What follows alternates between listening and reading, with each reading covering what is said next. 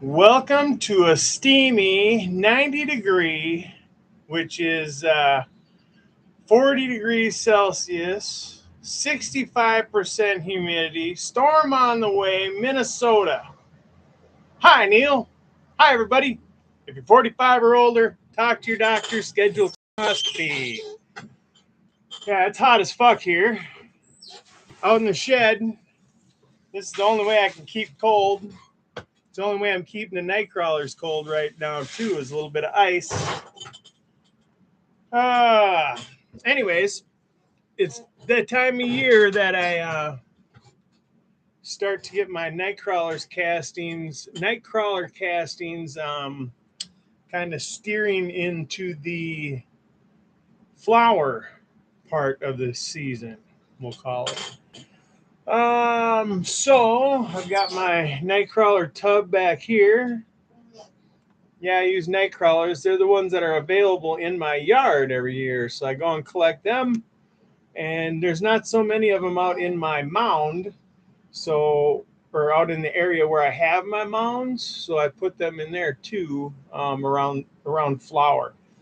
Half of them, full disclosure, will go to my nieces and nephews when they go on vacation in August, I believe it is, the middle end of August. So I'll have to have this ready by then. So we're going to start it now. Cheers.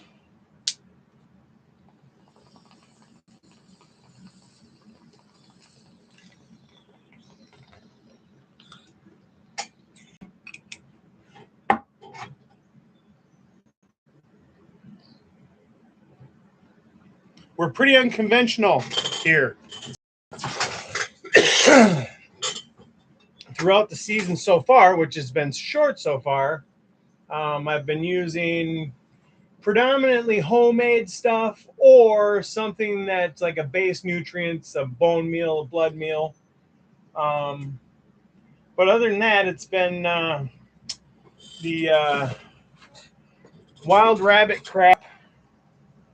The rabbits were fed, wild rabbits, mind you, were fed willow branches and in hopes that they fortified their leavings with the special stuff you get from willow growth, different hormones and stuff like that. I'm not exactly sure on any of this stuff. We at this channel are going to be testing the limits of what you can do with the bare minimum, man. I don't like putting money in this. The most money I spent was on my gadgets here for YouTube and my what we're going to be using either next week or the week after. This is my honey extractor. So we're going to be extracting some honey next week or the week after. It has to be done in the next 2 weeks. There's a tree that's blooming that I want to keep separate from the stuff that's been out so far this year. So what I'm looking for is 2 days with very low humidity. One day to set the hive up for extraction because I'll have to get the bees out of the. Hey, thanks. It's a pretty good one. It's not an expensive one or anything like that, but I had an older one from the like 40s, 50s. It was huge. Um, that one had its own pluses and minuses. This one has its own pluses and minuses, but this one's really easy to clean, so I like that and easy to move around. There's times when I have to extract in the house or in the garage, somewhere a little warmer than out here in the bee shed. Um, but we also use our honey our in our growing process. I use it in the uh, fermented plant juices and in my compost teas, which I've been using a lot of the last week or so.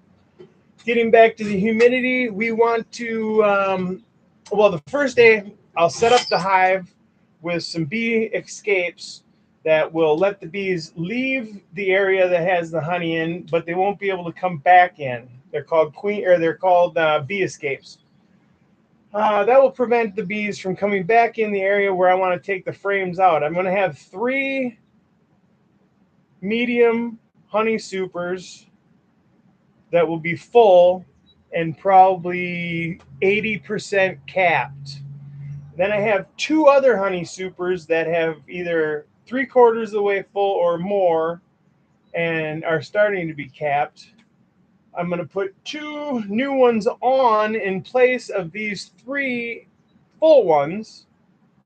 That'll make them think that there's still plenty of room in there. What we don't want the bees to think is that they're getting crowded.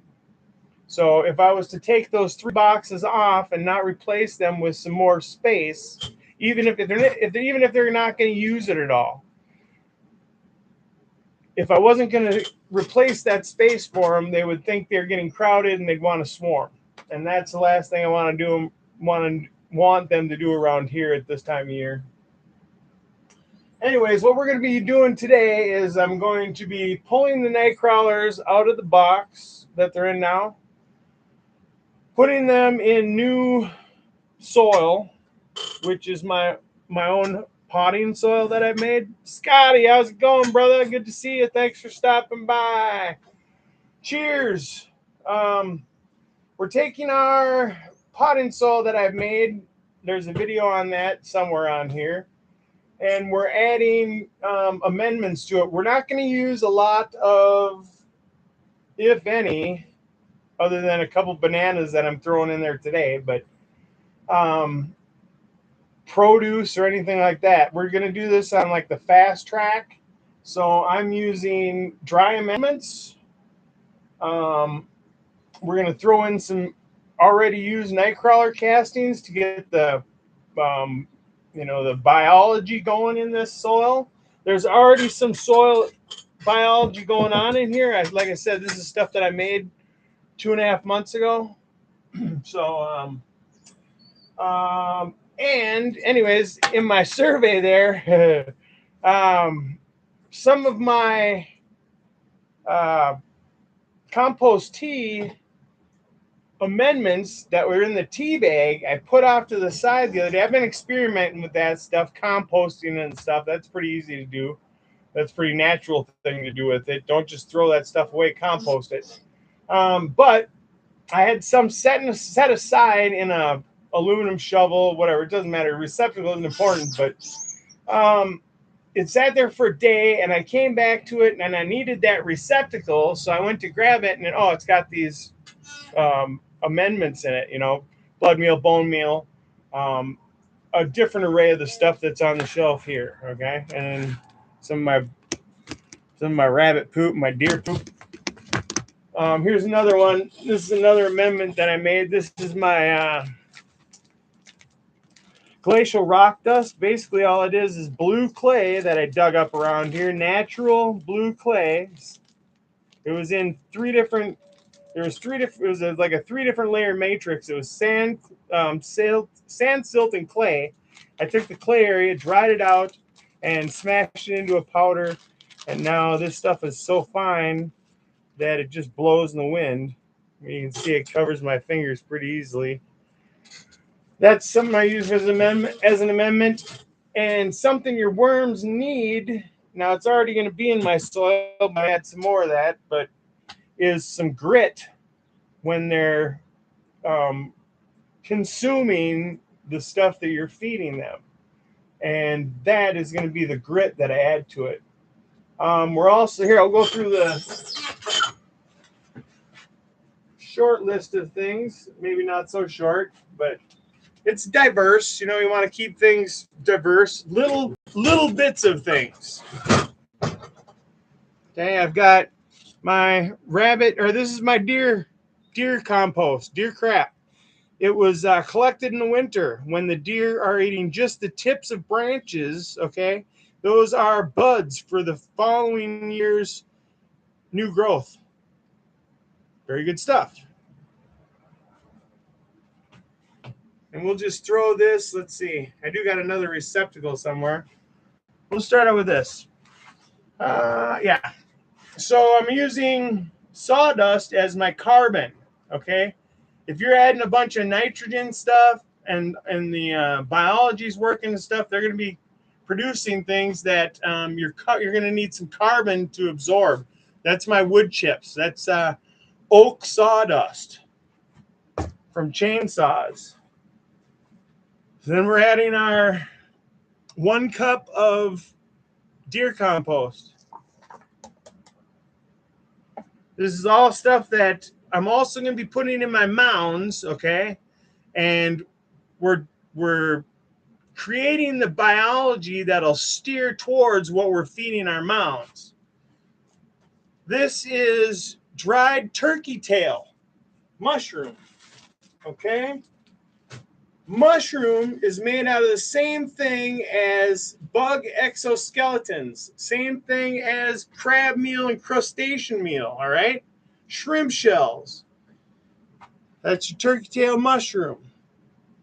This thing was like a freaking 5-pounder, man. It was just huge on the side of a maple stump. We cut that maple down about 10 years ago after a tornado. We're putting in a cup of that. Finely ground. This is my homemade biochar. Scotty, you got some of this. This stuff is fire, man. Don't get around to too many people, but I use a lot. Certain plants that I had issues with forever in July, which is the month coming up, and you'll see. Keep an eye out for the zucchini, the cucumbers, and the rhubarb. Every year in July, that stuff craps out because the biology isn't there to keep the stuff alive.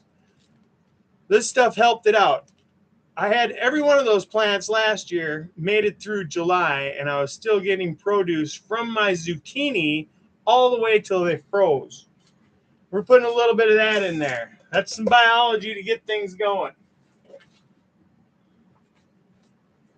Here is my homemade insect frass, okay? Anybody want to guess what the hell that is?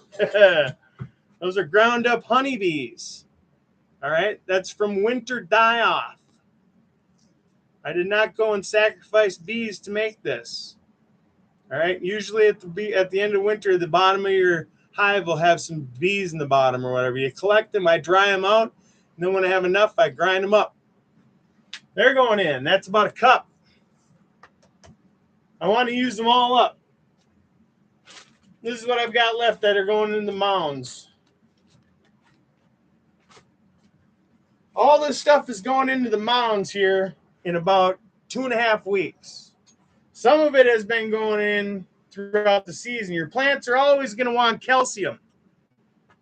Some calcium. Now, in your pepper plants and tomato plants, that's important because that's going to prevent your blossom end rot.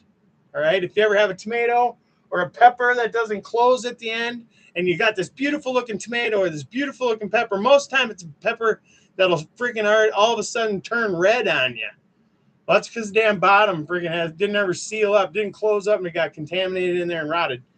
Same thing with tomato. The whole tomato looks great. You grab it in the bottom, and the bottom just freaking smashes in your hand. Calcium.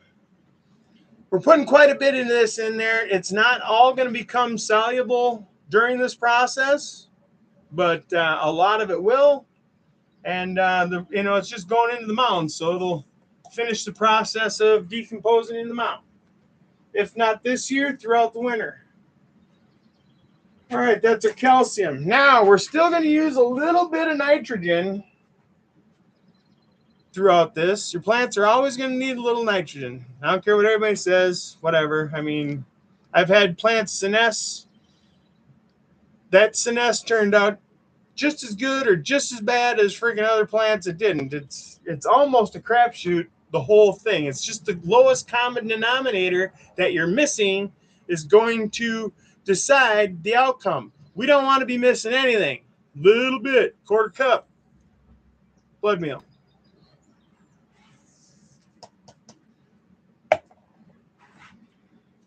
This is our glacial rock dust, our blue clay. Usually this stuff is like 30 feet down, but thankfully on this property in the 1950s, the owner of this, couple of 100 acres around here started digging ponds with a steam steam grapple, or I don't even know if it was a steam shovel really, but it was something to mine deep. And he dug out ponds. In those spoils was clay, sand, silt, and clay, and peat. And I'm using all those things to grow our plants this year, and last year, and the years before. This is the most organic I've gotten by far, but I've dabbled a little bit here and a little bit there. We're just putting it all together this year. All right, so our glacial rock dust. It's also going to give it some structure. And then finally, these are bananas. We got a little bit of banana juice down in here. I'm just going to smash these up on this tray, and then we're going to mix that in. But we're going to wait to do that until I got a glove on. I do have water right here, but anyways, what we're going to do next, we're going to get out some crawlers. Let's move this. Anybody ready to smoke one? I'm ready. Let's see if I better finish this one off here first.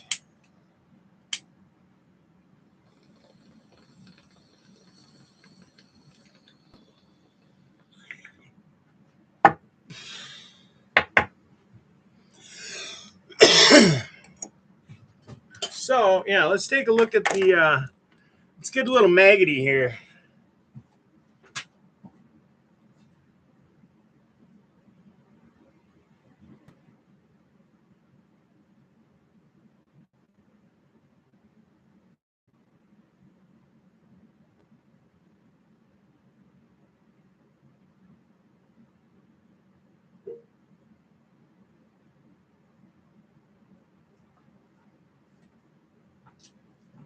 All right, you want to get far out, you guys? We're getting far out.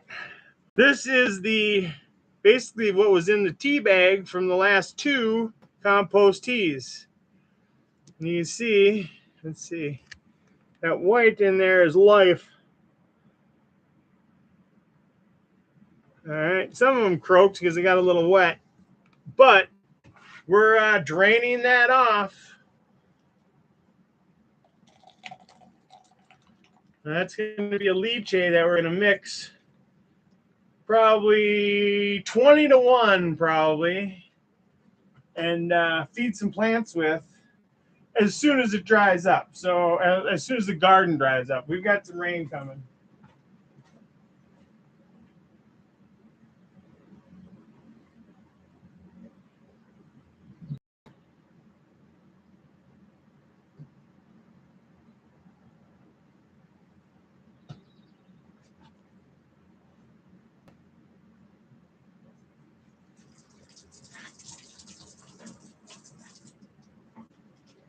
All right.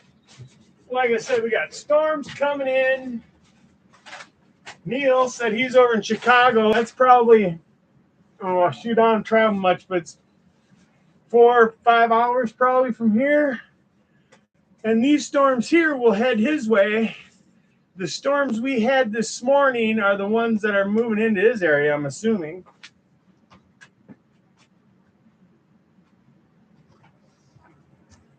See if we can get a look at this.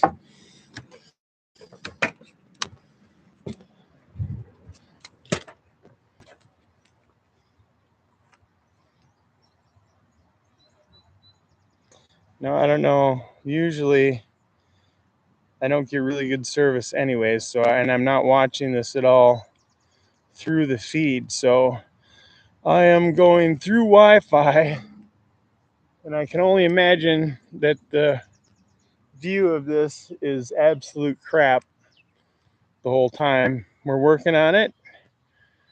If I have to, I'll get a big ass long cable and we'll run it to here. But yeah, it's hot AF. Beautiful too, but it is what it is. All right, so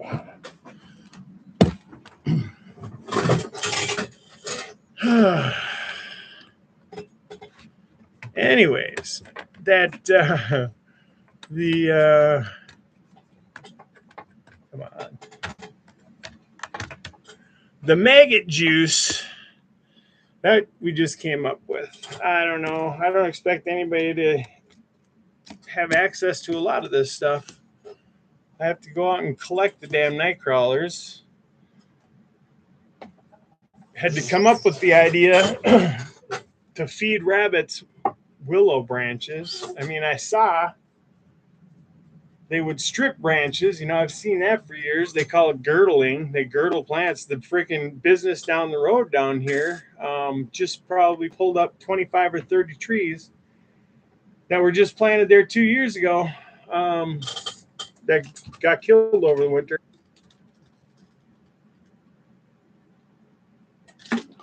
All right.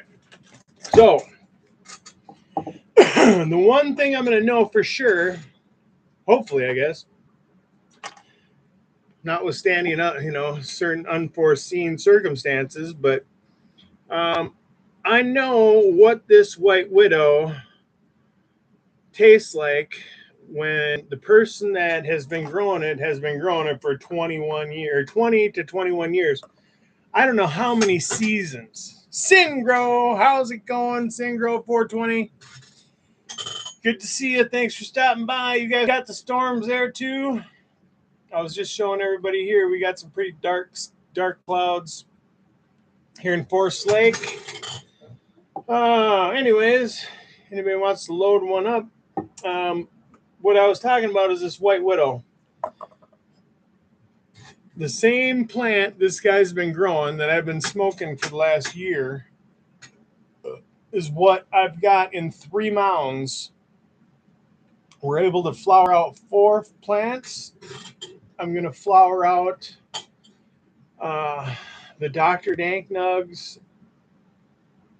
landrace, which I'm still unsure what that is.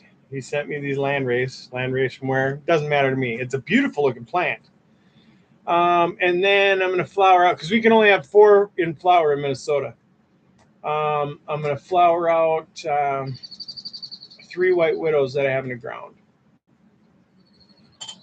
I know exactly what this tastes like because I've been smoking it for a year, like I said.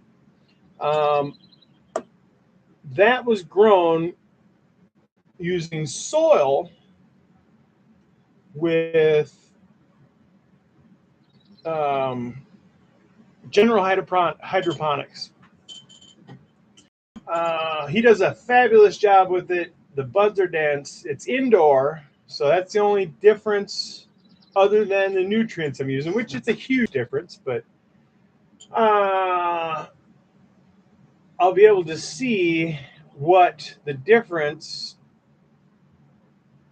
using these different components does for the plant, if anything. No. I mean, I'm sure there probably will be, because I noticed a big difference just going halfway with this organic stuff last year. All right. Cheers, everybody. Oh, well, I hope.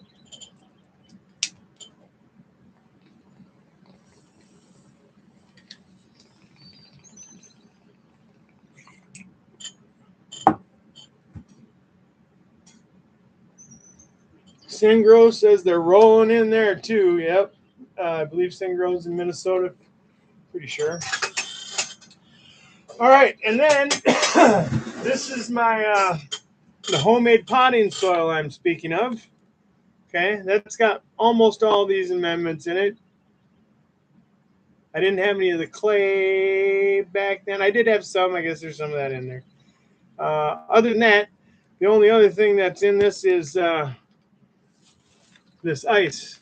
We got a bag of ice in there. Because it's so damn hot in here, these damn worms don't like getting that hot. So most of the time they spend their days in the house in air conditioning. Today, they're getting transferred. Like I said, if anybody's watching that just popped in recently, we're going from our veg nightcrawler casting bin to our flower nightcrawler casting bin.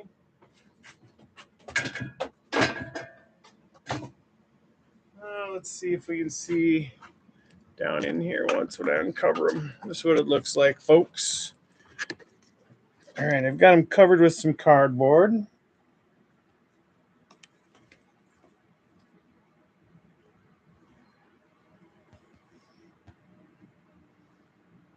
Nice and healthy. And that's a small one. They get 3 times that size. I'll find some in here.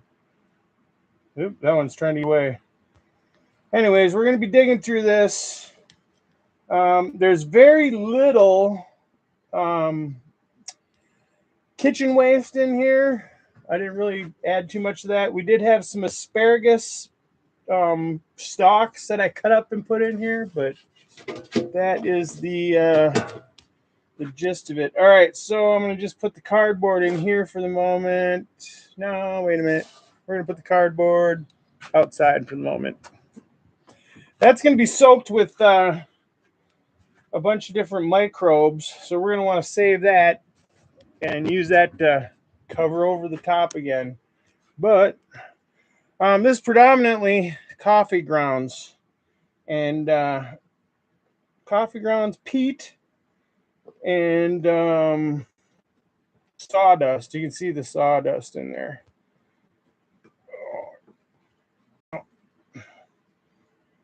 There's quite a few. There's a few hundred in here still. I gave a bunch away. We had some die off. I'm gonna have to shake them up to get them out of there, but you can see there's plenty of life in there. I'm gonna put you back over here.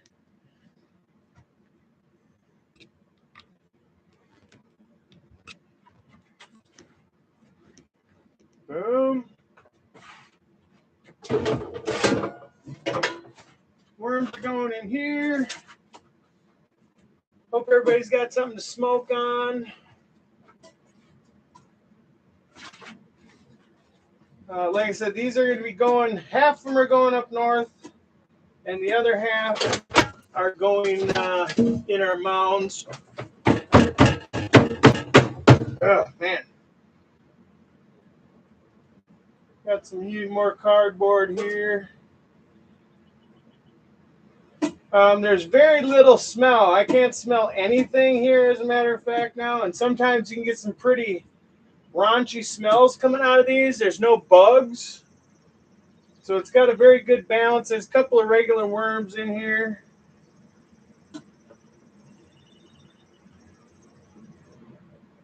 All the worms are pretty happy. It's not too wet, which I like that. You don't want anything anaerobic going on in here. This is just a temporary home for them. I'm just going to mine what I can from them in the short little season we have. It's only been going, 2 months now. Although this season has been hotter than hell the last few weeks. It went from cold to super hot.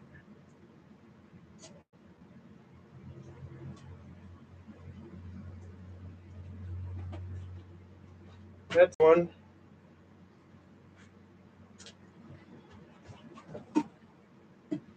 So you can use these. A lot of people will use regular worms.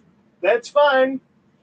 Use them. Those worms will cover your top 6 inches of soil pretty well. I use them in my pots if I have anything going in pots. Up till now, right now I don't, except for this dog. Anyways, they are deep diggers. They will dig deep down into the soil, and you don't have to worry about things getting, what do you call it, anaerobic, hydrophobic. It'll help the water sink into them. So I have a pepper plant up on the deck that is over a year old, and as soon as I get done here today, probably 10 or 15 of those are going in there. And the rest of the season, I won't have to worry about any of it not accepting water, because these things go all the way from the top to the bottom every day and every night. They go down to escape the heat. I don't want too many in there. They'll kill each other off. There won't be enough food in there for them. I think it's like a 15-gallon pot.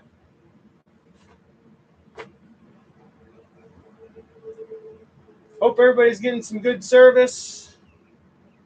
Usually if I sit still, for the most part, you can see what's going on. And really, the main thing is you can hear anybody that's listening. I hear some thunder in the background, so maybe we'll stick around after we're done with this and uh, watch storm. It's humid enough, folks. Let me tell you. Oofed. I'm soaked.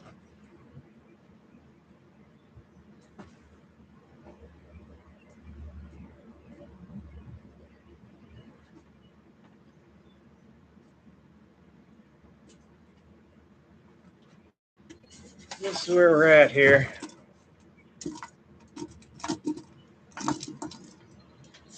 Good microbe stuff. Good worm juice.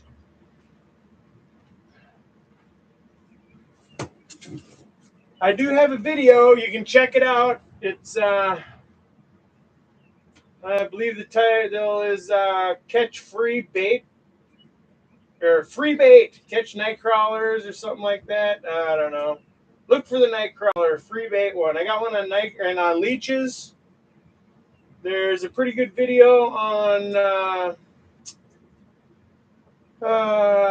catching gophers. Anybody having issues with gophers? Now, see, that's one of the reasons why, probably one of the main reasons, gophers and moles. Why people have to grow in pots or say in caged in mounds in the ground. It's because of gophers and moles. I've got a surefire, as long as you're not squirmish about catching something in a trap, surefire method for catching the pocket gopher, which Minnesota is famous for.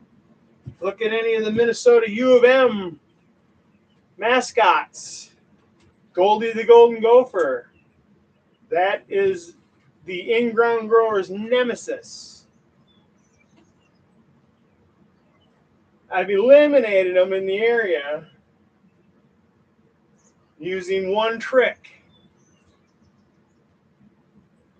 And if we do end up seeing any gophers this year,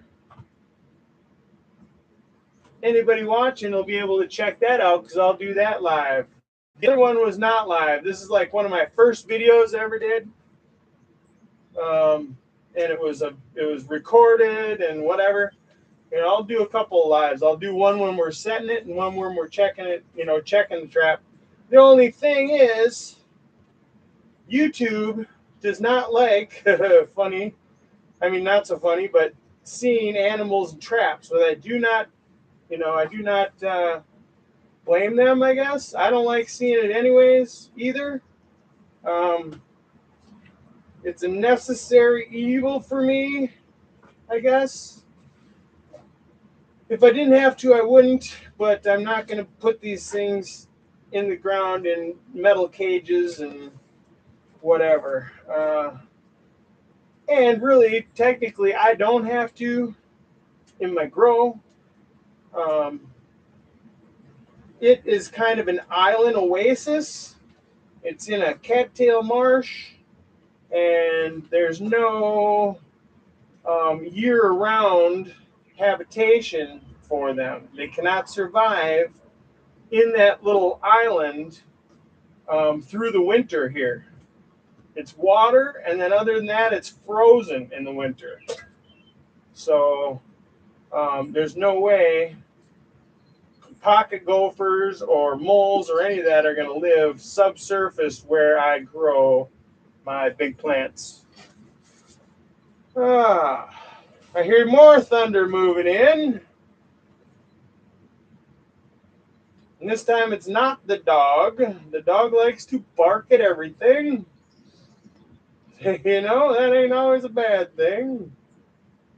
Except for when you're trying to record something. Whatever. Everybody knows we got a dog now. The neighbors have known we got a dog for a long time. He chased their ass down a couple of times. He doesn't mean anything by it as long as you're being nice. Anyways, these are some good. This is some good stuff, man. Let's take a look at it, huh? Um,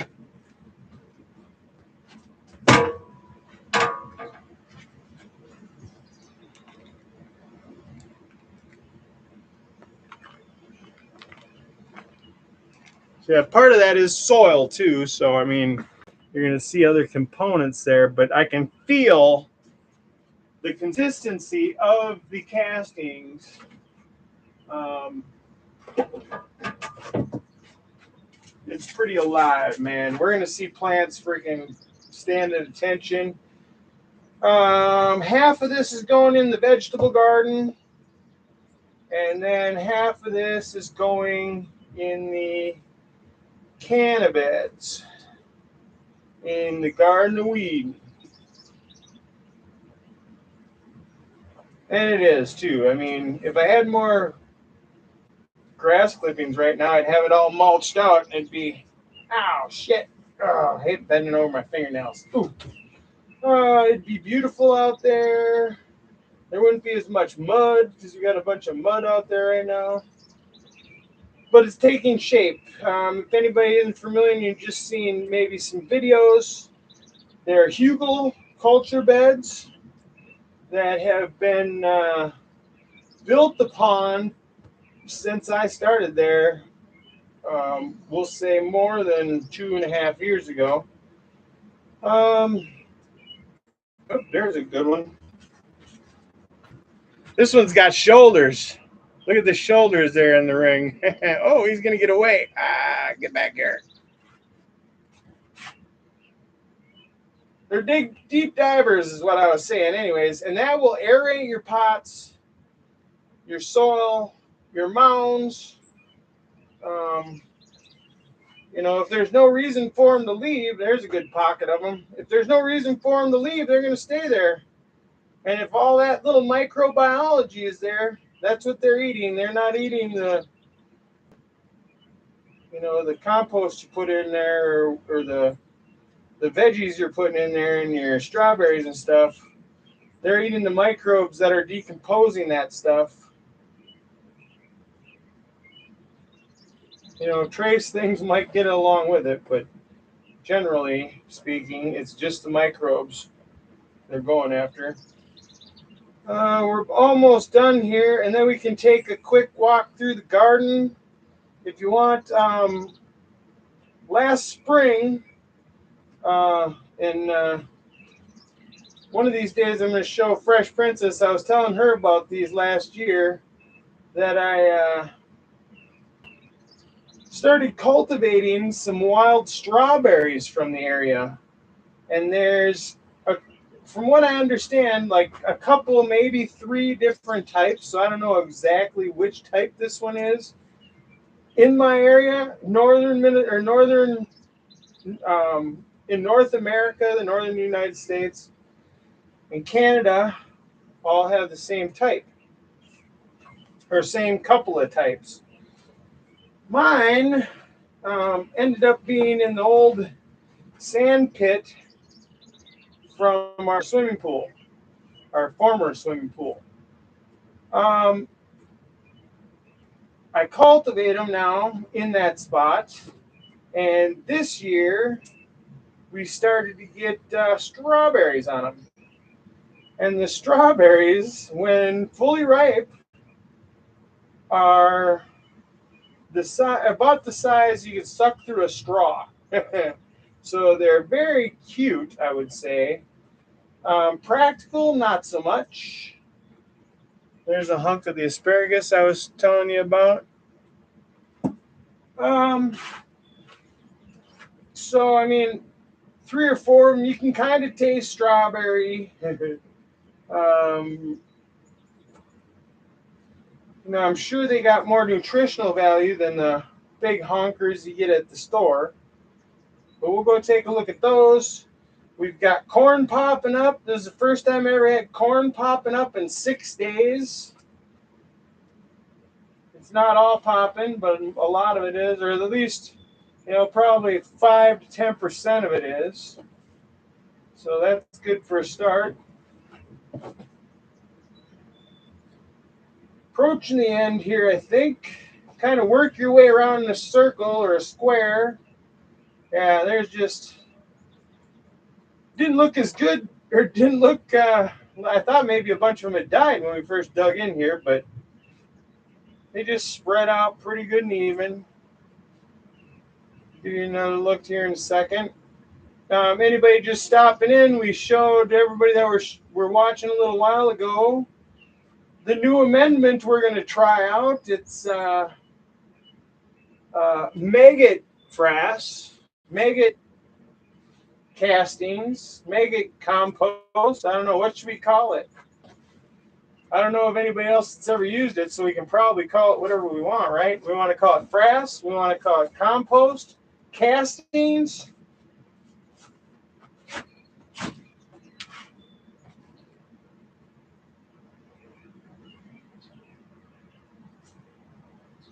I don't know.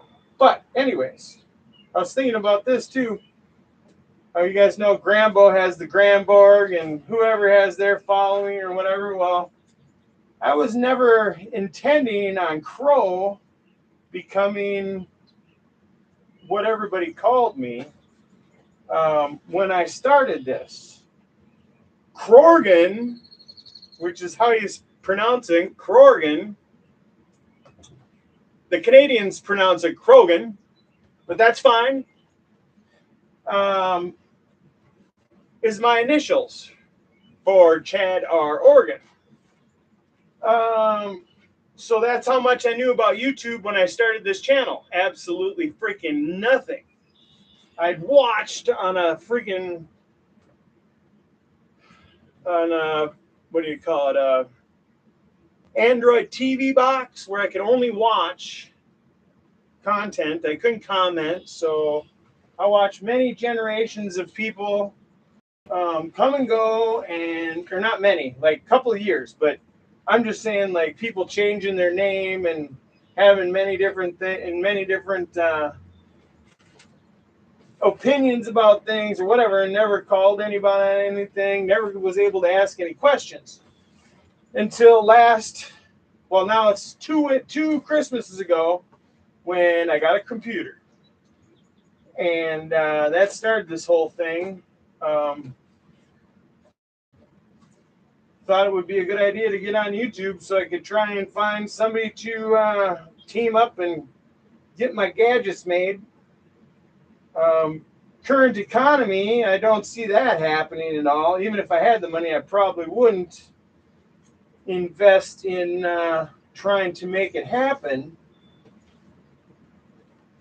Just too hard to do anything these days. So all I will be doing is showing the plants off and show everybody how I'm doing it. I figured I'd get a little elaborate with all these different amendments.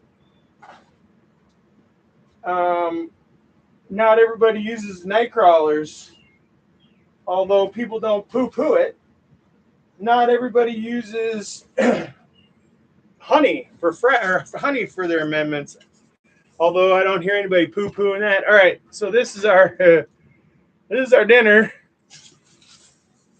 Oh man, that's 4.5 pounds of night crawlers. And about 20 pounds. Oh, 4 3/4 pounds of night crawlers. Where did I do with them? Or I lose the whole works. All right. I'm going to go dump this out on something. I'll be right back.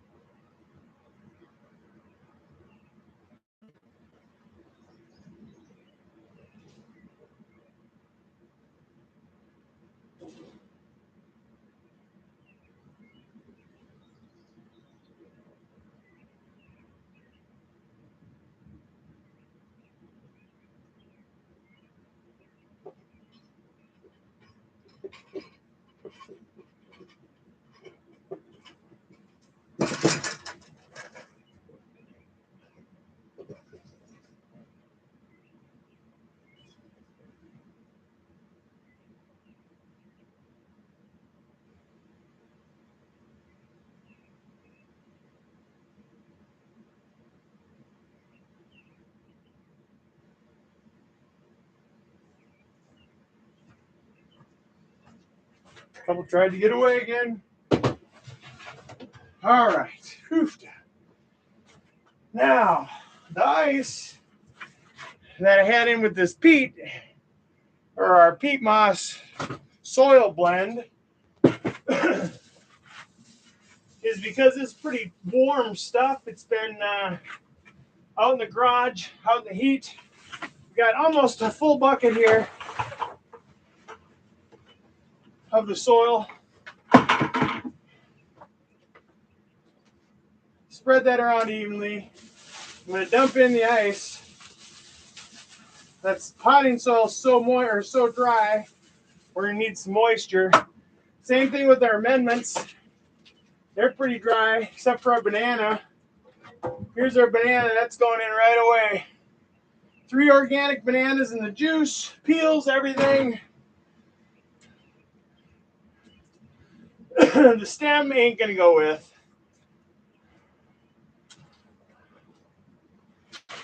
All right. We're going to mix that up. And if anybody was watching, put this stuff together, there's probably 3/4 of a gallon pail of sawdust in our amendments. That's going to help absorb some of this ice moisture. There ain't going to be a lot extra. Ice doesn't have a lot of moisture in it, surprisingly enough. Here's our amendments. We're going to mix that in. And then when we get all the worms in here, I'm going to keep them in one little certain area, and I'm going to wet that area down. And then over time, like the next day or so, I'm going to check on it a couple of times and see if the moisture is spreading out or if it's too dry. If it's too dry, I'm going to add some more ice cubes. They're going to slow release into the soil, and it's going to wick into it. So, want everything pretty good and mixed up. Got a couple of sticks in there, don't really need those. I'm going to spread out our banana peels down in there, maybe closer to the bottom. So I'm going to be stirring up this top. And I want all that surface area exposed right to them. All right. So yeah, that does seem a little dry to me, but there is still a bunch of ice in there. Here's proof we're putting them in. Really, we are. Let me wash my hands.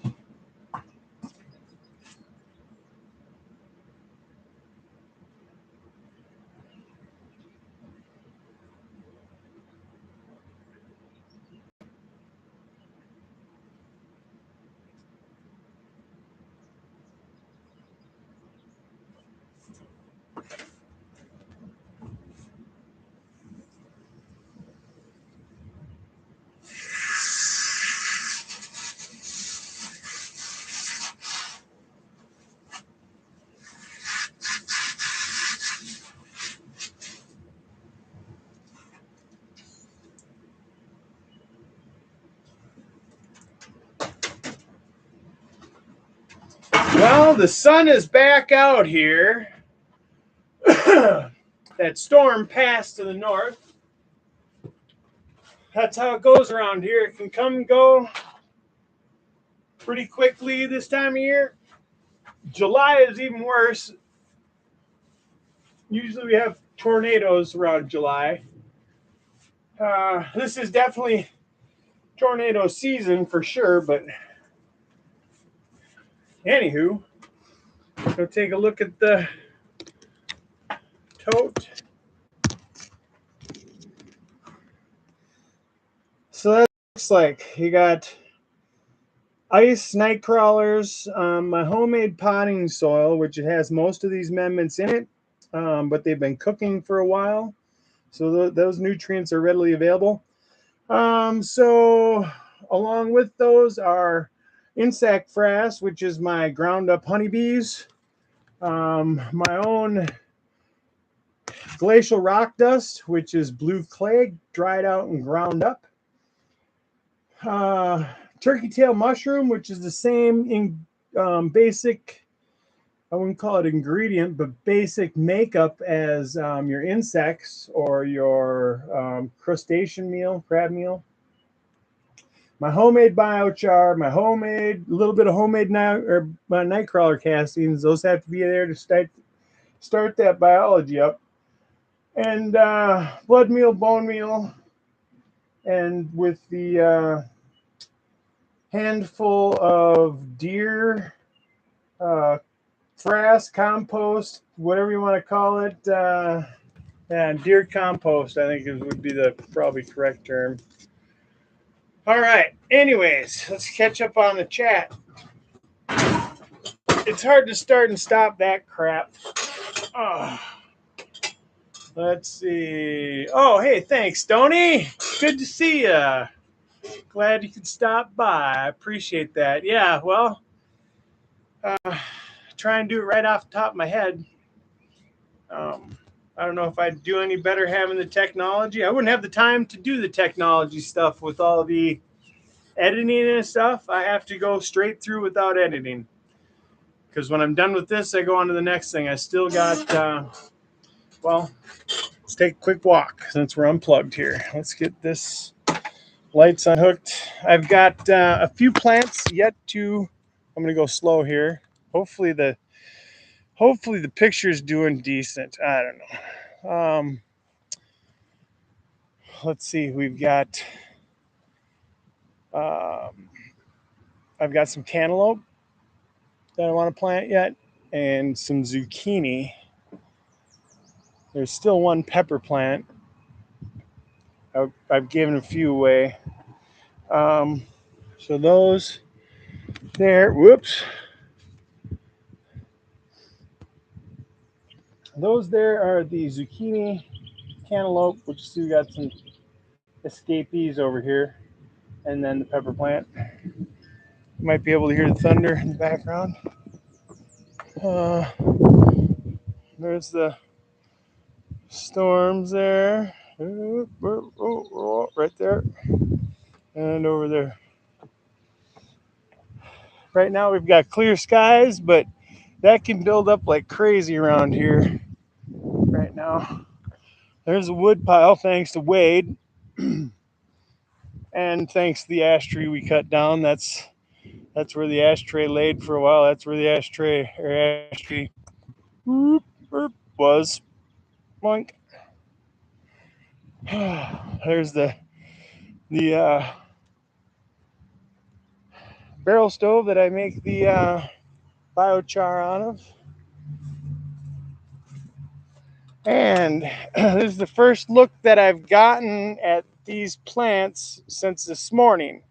Now, this morning I hit these with, well, the compost tea batch got not completely flooded or diluted, but diluted some by rainwater, which that's not a big deal. Just a little extra water. We mix that stuff. You can mix that stuff pretty thin. So I took 2 5-gallon pails and split the difference between the two of them. What was left of the compost tea, there's probably 4 gallons, 3.5 gallons each. So I split that up between the whole garden. And now I'm just getting a look at the plants. Thankfully, they're doing all right. I only say that because this is the first application I used the maggot juice in. So I used maggot juice as one of the amendments to the activated aerated compost tea. So now I did have an issue here, and I'm not sure if this is just wear and tear. It doesn't seem like, oh, it's the bent, it must have. That could be, and I think it is, cutworm damage, possibly. I put the grass clippings down after I put the little aluminum ring. I use aluminum foil wrap around the stem down here on all these tender plants to keep cutworms from cutting through the base. They'll go through the surface of the soil and cut your plants off at the surface, and that's all they'll do. They'll cut that section out, your plant will tip over and it'll die. That's what we use the aluminum foil for. It's explained in my video how to protect your plants from cutworms, I believe. Anyways, there's the raspberries.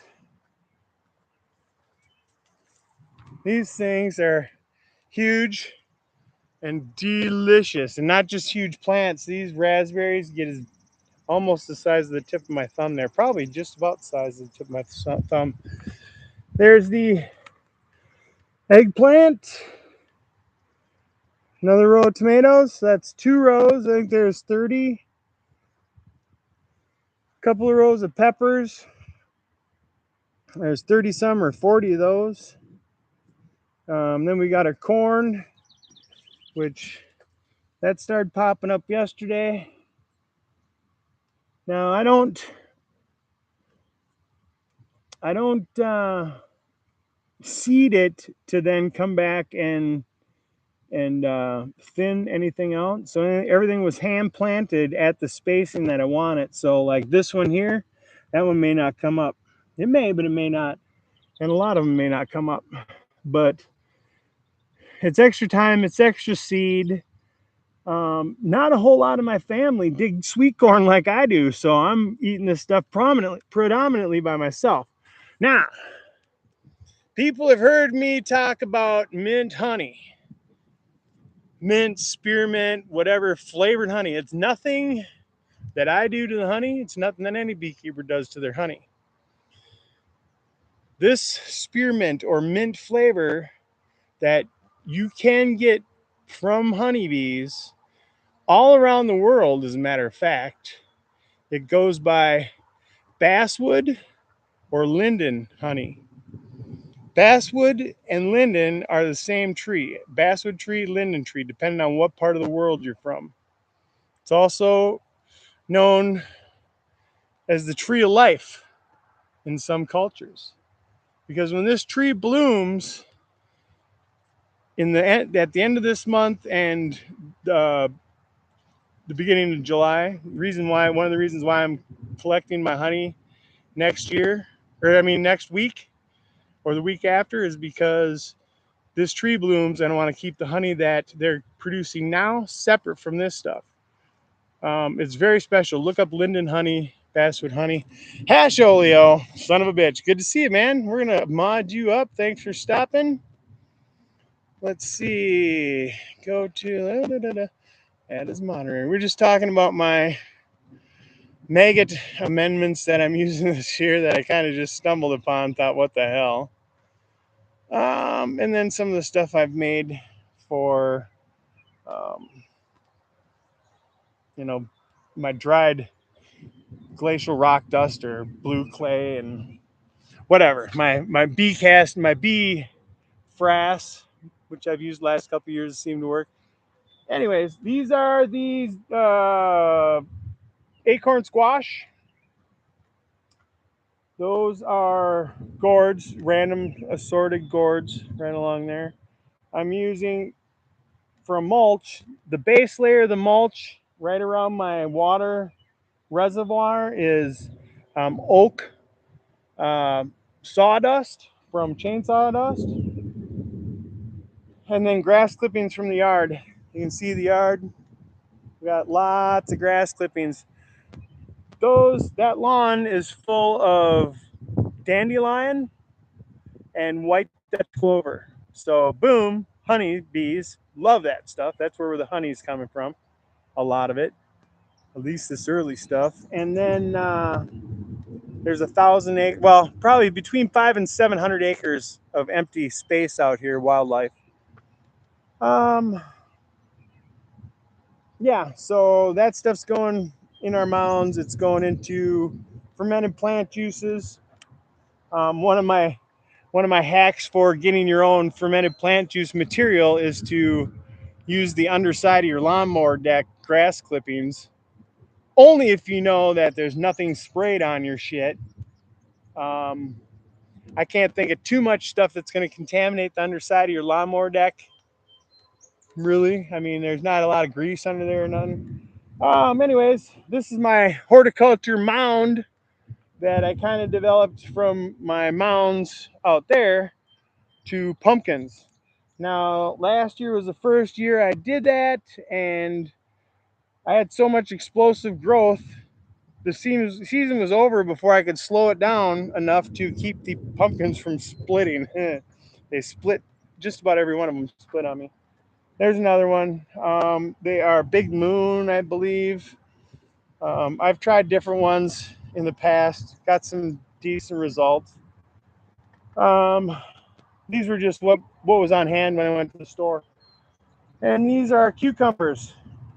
Um, Something that I always have had an issue growing out here past the end of June.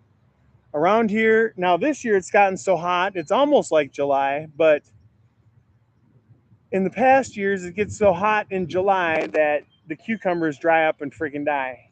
Until last year when I started using my homemade biochar.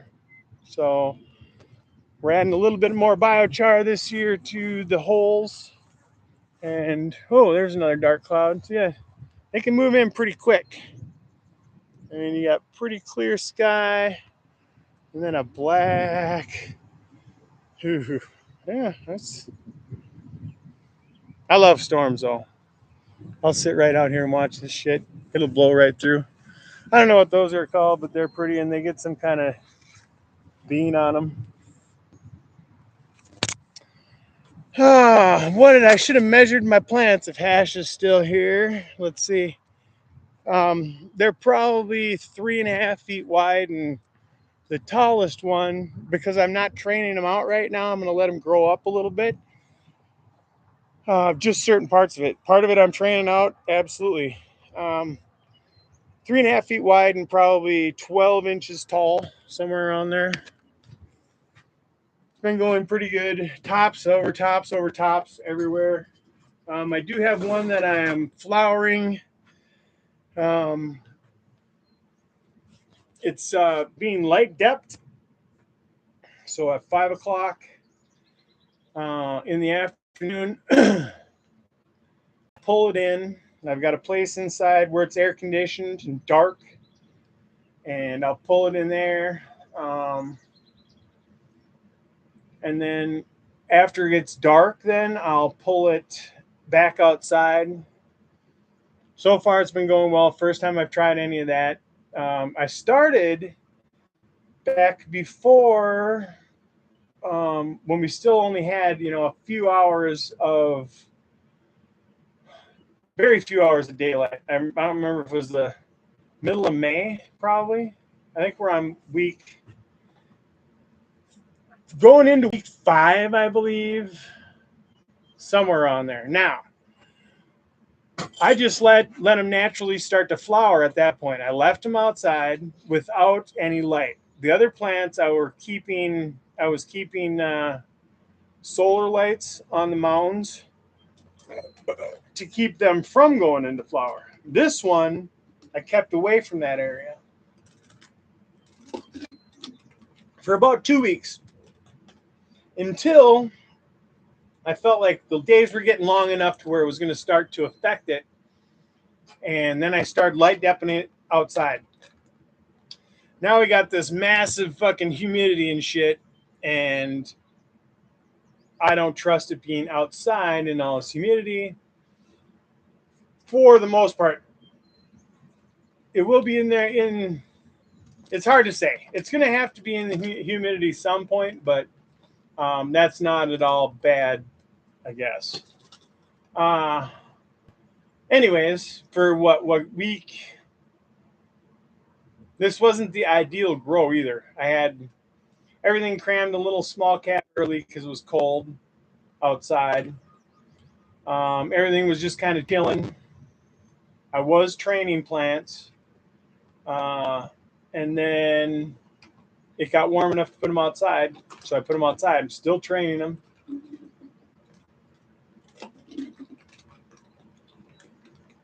Anywho, trying to think what else. We are going to add a little more ice to this Nightcrawler bin. I'll probably just put the rest of what I had on my ice helmet in there.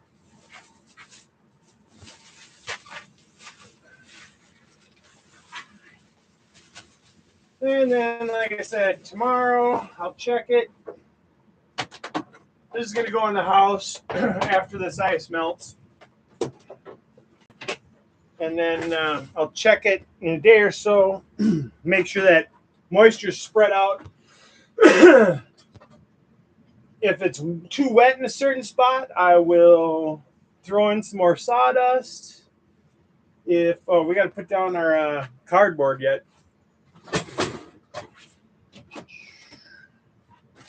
This is going to have a lot of microbes going in it. Been using this for a couple of runs now. Just spread that out. I'm going to put some ice cubes on top. All right. I do have air holes in this thing. They do need some air. You want air to go in and out of it.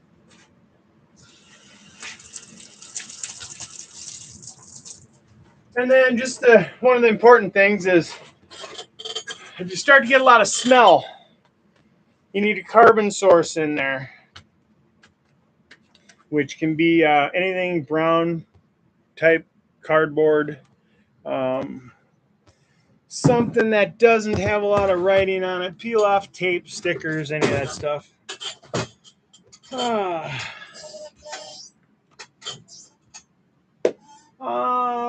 Yeah, anyways, so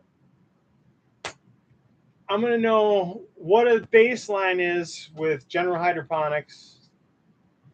And then from the way that my Gubble Bum turned out, whatever that was, whatever that plant was, that fucking plant turned out the best weed I ever smoked in my life. It was the stickiest weed I ever smoked in my life. It fucking coated your throat and mouth and everything.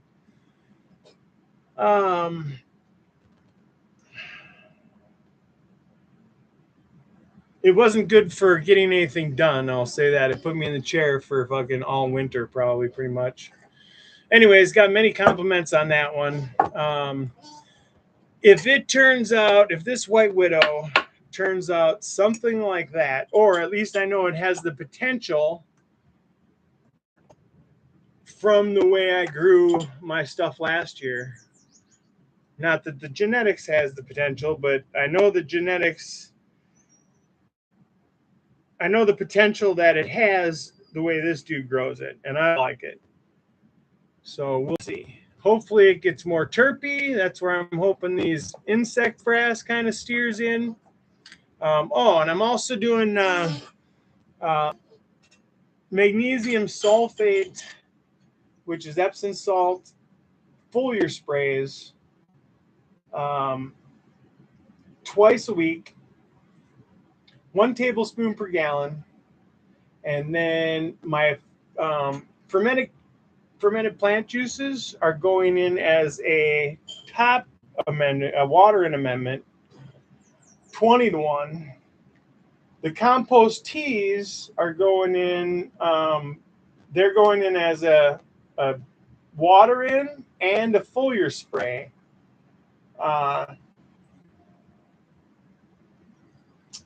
Foliar sprays to prevent different things, from what I understand. You want to inoculate your new growth, is what I'm seeing.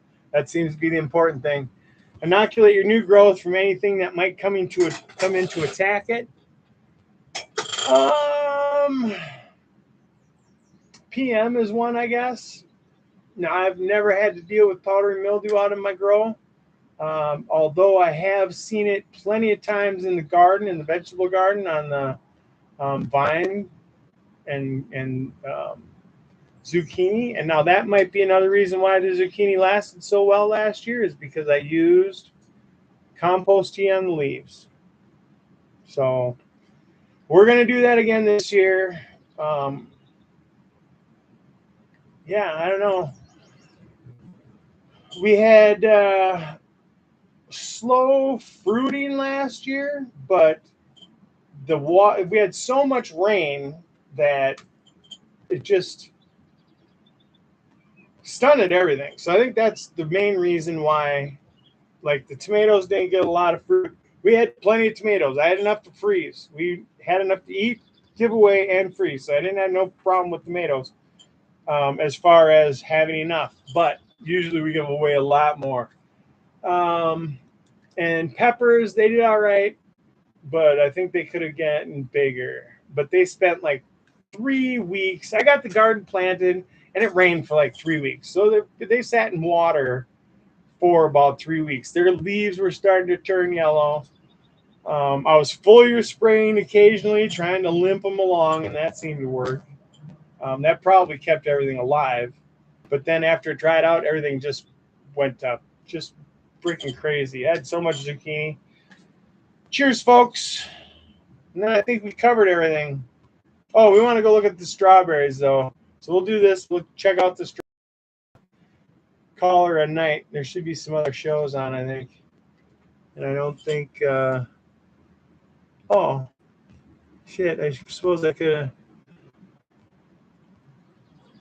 So if Hash is still watching, how about...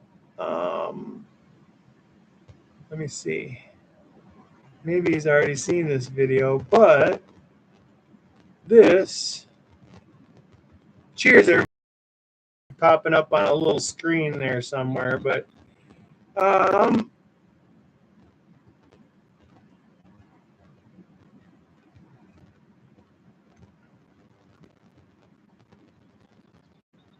I think, let's see.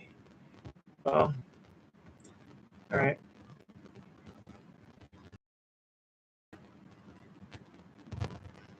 I suppose I could just ask if you guys are seeing that.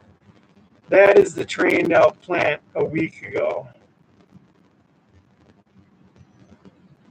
I've got 3 of them like that. You can probably see them in the background. There's one 10 feet behind that one and 10 feet behind the other one. But since I can't see, I'm trying to get there now. Boom. Boom. Yeah, okay. So, boom, there's one there. Boom, there's one there. And boom, there's one back there. But that plant right there is about to take over that mound. And if you can't see, I'm going to zip that out of here.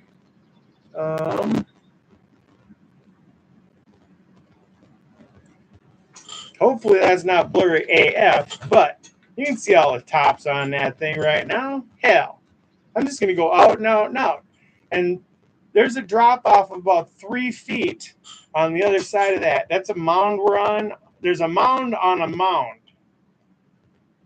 That drops off 3 feet off the back, and that's going straight out over that edge. And I don't know what it's going to look like yet, you guys, but I got an idea.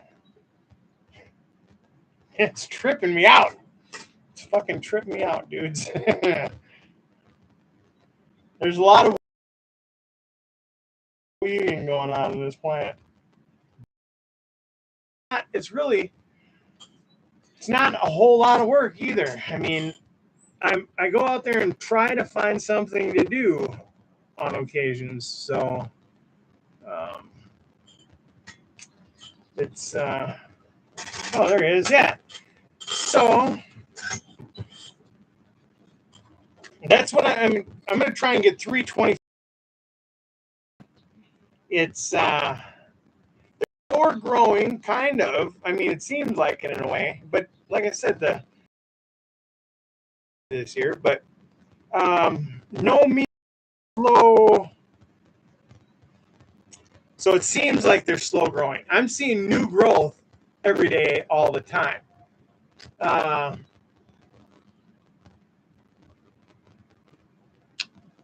Does stretch less, I think, from what I've seen from other plants that I've done similar to this. I've never gone to this extent. I've never other times I've taken off. I didn't have enough trainers to do this prior, and I need 2 different sizes. But this is the first time I'm doing this. Last year was the first time I was, or was the first year I was doing that. So, yeah, we went from growing Christmas trees to growing this huge, massive 14-foot wide ball, and then a 13-foot wide freaking canopy, and now I'm going for a 20-foot wide canopy. So I don't know.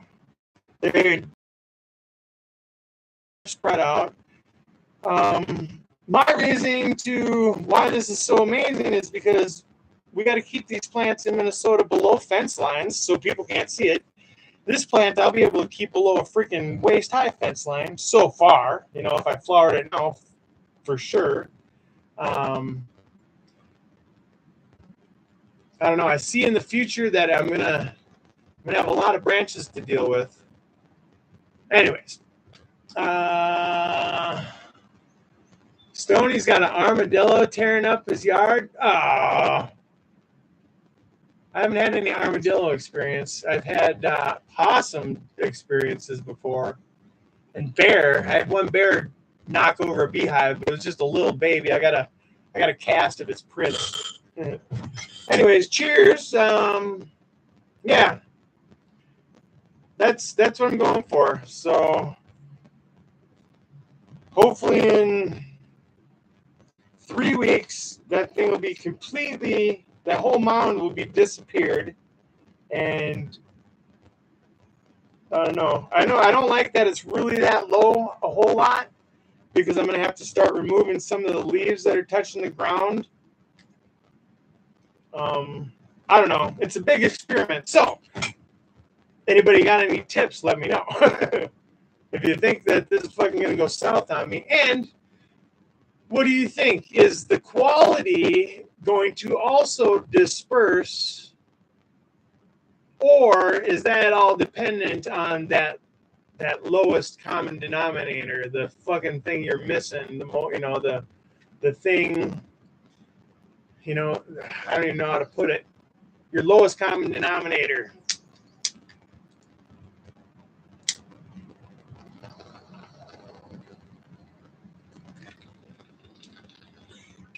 Put it this way, you can have all the nitrogen in the world on your plants, but if you're missing one thing, all that nitrogen ain't going to do a fucking thing.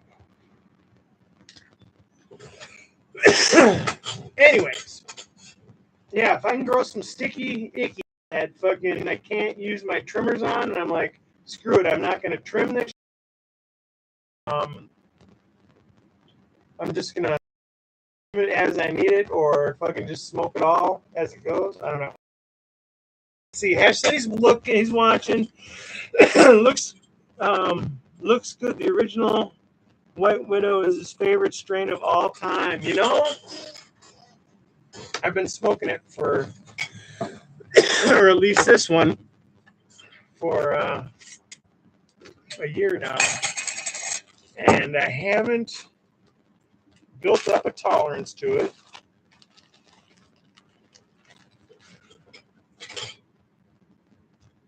The first dude I showed said, "Oh, well, whatever it is, that dude's growing it freaking deep water culture." Well, I called him on that because I know this is grown in soil. So maybe you don't know exactly what he was talking about. But to me, I mean, it's not top shelf. This particular bud will not be top shelf.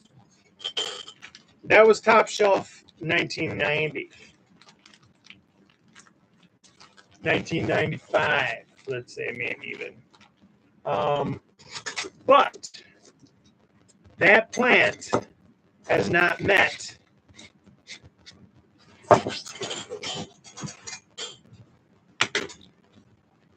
the willow infused rabbit shit, wild rabbit shit,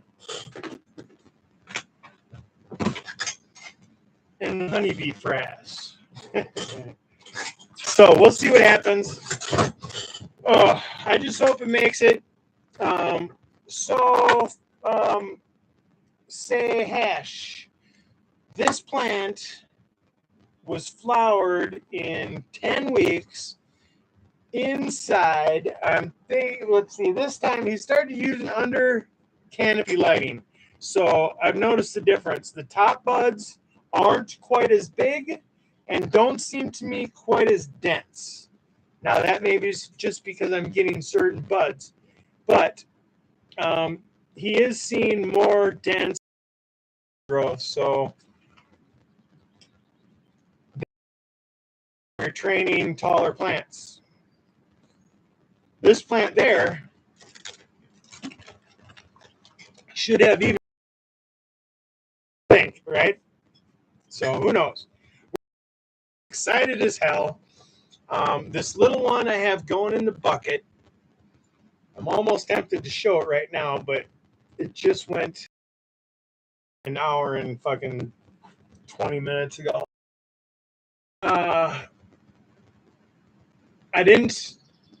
I just started flowering it at random. I said, hey, this is a good idea. I didn't let it grow up, do anything. I grew it out the side of the pail. It's probably 8 or 10 inches off the top of a 5-gallon pail and then off to one side. It's not topped, but it's trained out to where you can see all the buds in probably that 10 inches. So they're smaller, probably because I didn't let it veg long enough for all this undergrowth to develop. I spread it out. I think it sat for like a couple weeks.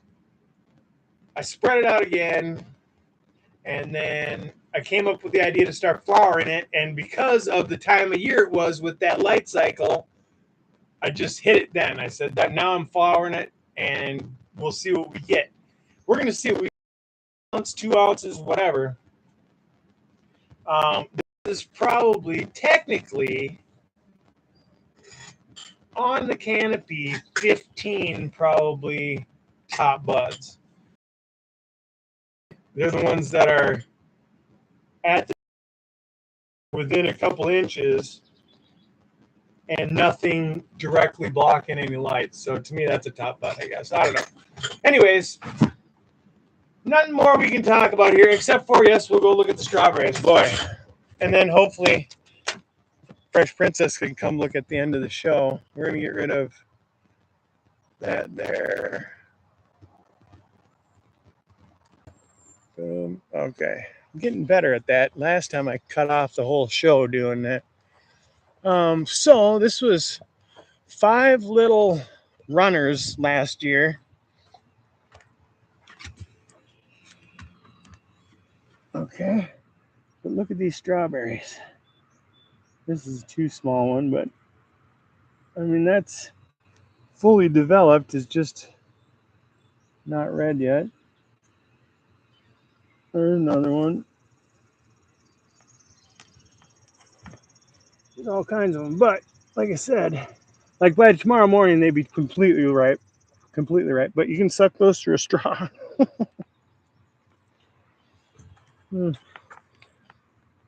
So, yeah. Anyways.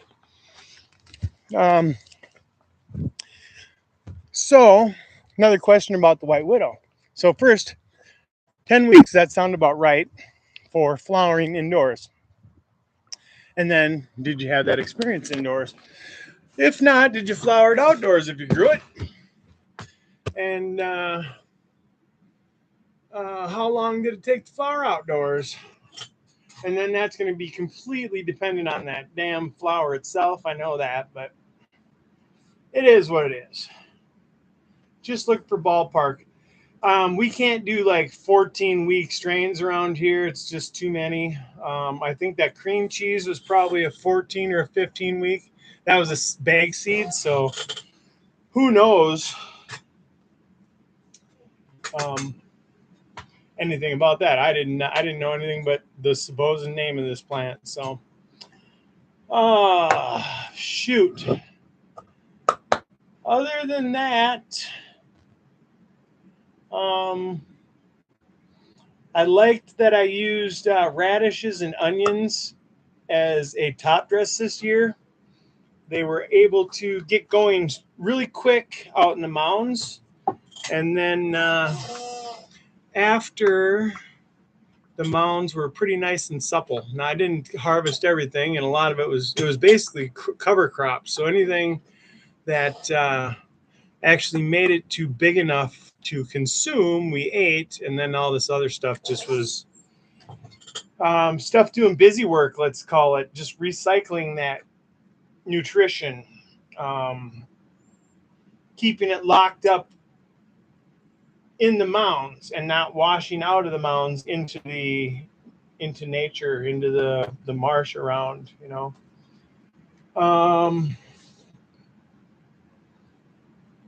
Yeah. Other than that, I'm pretty done. I'm baked. We're gonna get baked one more time, and then I'm also baked from being in this shed for the last hour and some minutes, however many. Appreciate everybody hanging out. I was talking about earlier about the how Grambo and everything, White Widow under HPS about 8 to 9 weeks, outdoors probably 75 days. Okay. And then the guy that does grow this one more quarter. How's it going? Good to see you. Nice to see you. Early October. Yep. So yeah.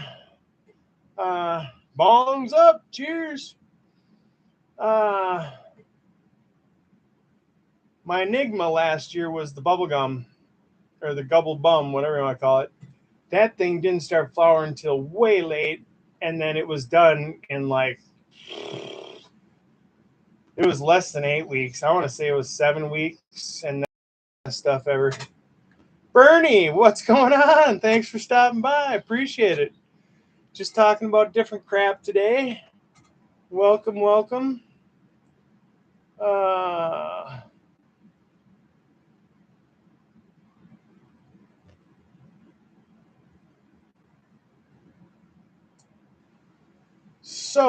That was else. This one has pretty sandy trichomes. And then that's what I remember too from back in the day. I don't remember this being named, but I remember the taste that I'm getting from this plant. And one of my buddies says the same thing. My other buddy's kind of on the fence. He's like, yeah, it's familiar, but the other buddy, he said 3 of his friends say the same thing. And they're like, wow, this is, whether it's White Widow, whatever, the guy purchased these beans as White Widow from the Netherlands, Amsterdam area, wherever. And this was one of 2 seeds that were male out of the bag of 10. And it's going now. It's pretty dank. It's very smelly. You can't open it in a room. You could if it was full of people that have pot or whatever, but if you open it in a room and there would be people wondering what the fuck was going on. It's dank. It's not gassy, and other people describe it different ways. But I know it's familiar to me as something from back in the day, and it's no surprise when you said that it was 21 years old. 21 years he's been growing this plant. Cheers.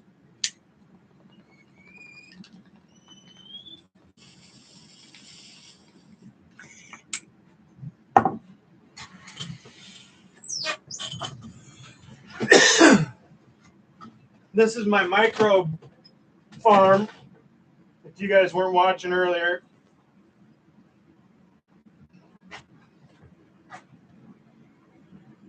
500 night crawlers. I catch them out of my yard every spring.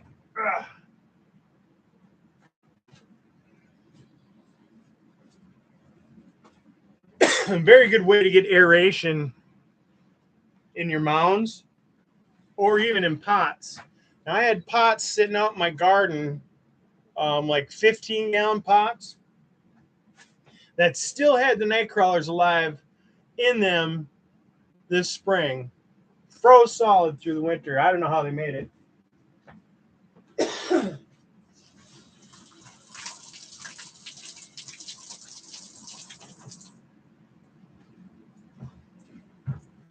And I will add, I do not recommend anybody try this shit,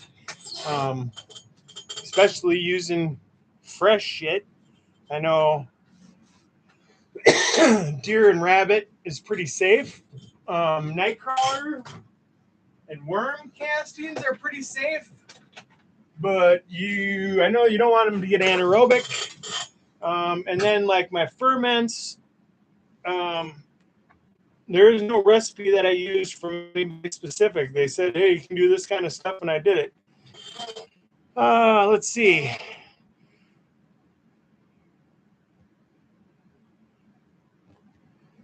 I'm backed up here. Sandy's good for washing. Yep. I was just wondering if the White Widow you remember was sandy or sticky. This is very sandy, I would say. Not as sandy as my White Rhino I grew 2 years ago. That was really sandy.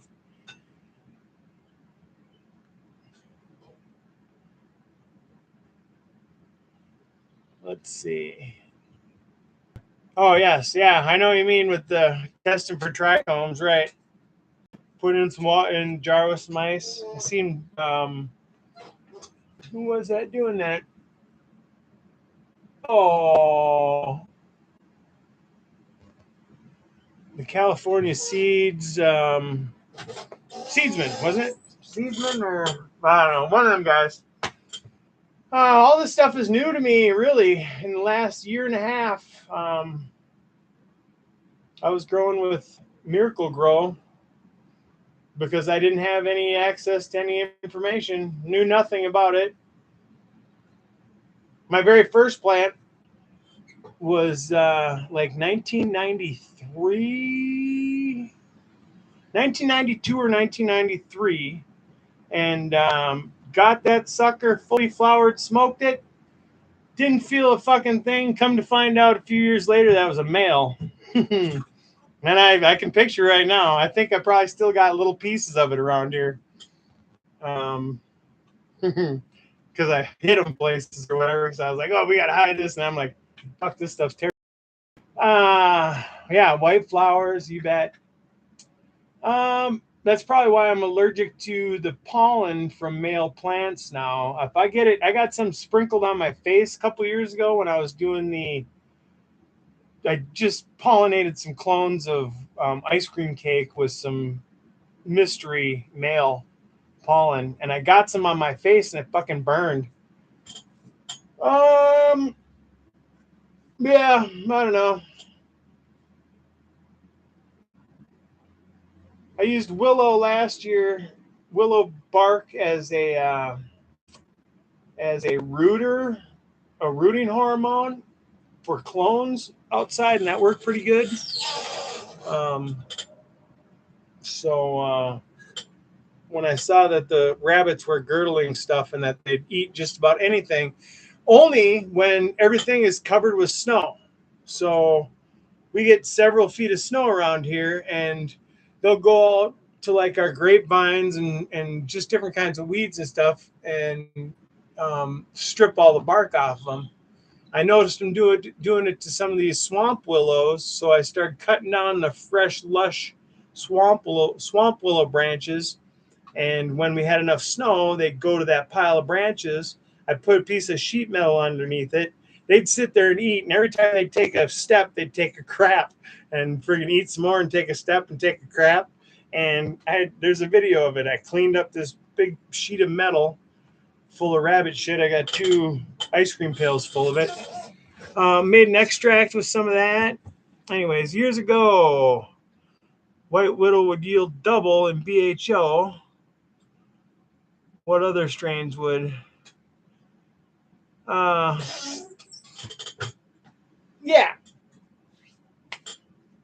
That was White Widow was like one of the first ones that actually frosted up, I think, like that. That really actually dumped, from what I'm understanding.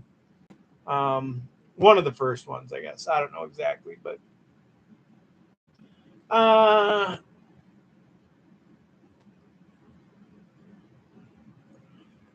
so you can. It's a good washer and a good freaking extractor with hydrocarbons.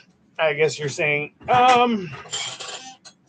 Yeah, when I was so the when I had a fucking rosin press for part of a year. A buddy of mine didn't need his at the time, so I adopted it for a little while, and that white widow or the white rhino um, squished really good. It was actually the first one that I thought, okay, I can do this, um, because some of the plants that I grew that year, I couldn't press with a hair straightener, and the white rhino I could press with a hair straightener. So when my buddy said, "Hey, you want to use this press?" I was like, "Well, sure. If I can get this much out of a fucking hair straightener, just doing it by squeezing it, yeah, I'll try a freaking hydraulic press, heated hydraulic press. It was a nice one." Um, oh, something tech. Tech. Anyways, let's see. I keep telling people to get those dorm room washing machines. Yeah, yep. It's the same thing as a bubble machine. Yep. Quarter of the cost. Yeah, kind of like some fertilizers you can get for free that people want to charge you a buttload. But I mean, I am fucking spoiled. One of my problems is I've never really seen too much indoor grow stuff. So when I'm talking to people, I would probably tell them to put fucking rabbit shit in their fucking deep water culture and fucking not know that it's not probably a fucking good idea. Until I got on YouTube and watched people like these guys, Bernie, Hash, Ogo was a big one. They are good at correcting you when you are fucking wrong. They just don't want people getting misguided. Neither does anybody else. I wasn't seeing the full picture at that time. I try to now. I will not be telling anybody to put my nightcrawler castings in their fucking hydro setup. Uh, I would recommend putting it in their activated aerated compost tea. Anyways, I'm out of here. Thanks everybody for hanging out. I appreciate you guys 100%. You're all part of the fucking murder. That's what I was getting to earlier. Yeah, it works too. uh, might as well take a dump in it. Uh, the murder is Crow's freaking crew, and that's what a group of crows are called, and that's a murder. So you guys are all part of the murder. Stony TV, Stony Home, let's see, Stony Homestead Television. You are the first member of the crow or the murder. Love you guys. Ash, I'm good at a quarter pound for me. Oh, let's see. I forgot to. I missed a few of these here. Oh, gotcha. Uh, Hash is talking. He wants to freaking wash 10 pounds. I freaking saw this machine. I like the metal sieve, stainless steel metal sieve fucking rack. That was pretty cool. You can get all different kinds. You just dump it in. But yeah, start small, I'd say.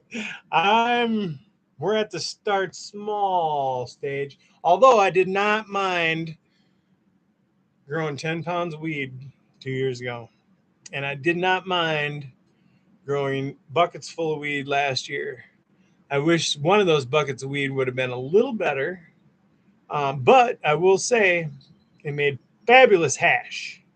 So, Hash, thanks for stopping by. Thanks for the info. Keep watching, everybody. Slight of freaking dropping dead. I want to fucking fall over every time I look at these plants. So, one more, Gorder. Be well yourself. Everybody else, take another bong rip. Appreciate y'all. Love you.